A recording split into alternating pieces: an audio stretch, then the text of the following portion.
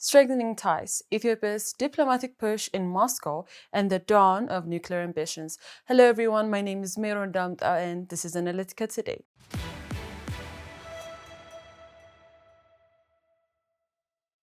What does Ethiopia want from Russia? And why now? A new nuclear deal? Military cooperation? Backing for WTO membership? It's a bold move that could redefine Ethiopia's global standing, but also deepen its dependency on power outside the West. Stay with me, because what's happening in Moscow right now could shape Ethiopia's next decade. On October 20, Ethiopia's Foreign Minister Gideon Timotheos landed in Moscow, marking another chapter in the growing partnership between Addis and Moscow. It comes just weeks after Ethiopia and Russia signed a landmark nuclear cooperation action plan, signaling what officials call a new era of strategic independence. But behind the smiles and photo ops lie deeper questions. Can Ethiopia's nuclear ambition actually work? And what does this Russian alignment mean for its economy, its politics, and the region? Let's break it down. Ethiopia and Russia aren't new friends. Their history comes back more than a century. Their story goes back more than a century, bound by anti-colonial solidarity and Orthodox Christian ties. During the Cold War, Moscow backed Addis Ababa military, especially during the Ogaden War of the late 1970s. Soviet planes, Cuban troops, and Russian advisors were key to Ethiopia's survival then. But after 1991, things changed. The Soviet Union collapsed, Ethiopia turned towards economic reforms, and Russia shifted focus elsewhere. That's until recently, since Prime Minister Abiy Ahmed came to power.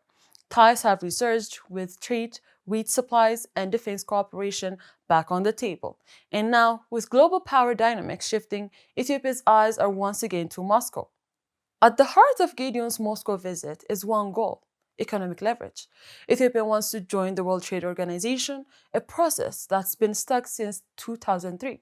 Now, Russia's endorsement could make the difference. Why does that matter? Because WTO membership opens doors to investors, to global markets, and to legitimacy. Trade between the two nations has already doubled this year, reaching $500 million, mostly in Russian grain and Ethiopian coffee.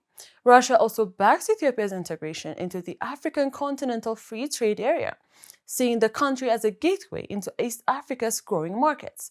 But here's the catch: most of the trade still favors Russia, and Ethiopia wants to change that through industrial zones and joint ventures. That's where the nuclear deal comes in. In late September, Ethiopia signed an action plan with Russia's state nuclear firm, Rostrum, outlining feasibility studies for a 1,000 to 1,500 megawatt nuclear plant by the early 2030s. This could transform Ethiopia's energy future. Right now, the country depends on hydropower for 70% of its electricity, but droughts have exposed its vulnerability. So nuclear power offers something different: stability. And for Russia, it's part of a much bigger play, expanding its nuclear footprint across Africa, from Egypt to Rwanda to Uganda. But nuclear dreams come with nuclear costs: billions of dollars, strict IEA compliance, and serious public safety questions. Can Ethiopia afford it? That's not clear yet. This diplomatic push comes as Ethiopia faces growing Western criticism over human rights, internal conflicts, and the GER dispute with Egypt.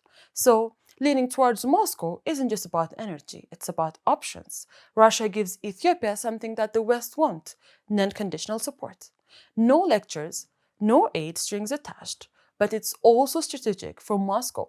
By deepening ties with Ethiopia, a gateway to the Red Sea and Africa's second most populous nation, Russia gains another foothold in the Horn. Remember that 2024 naval agreement?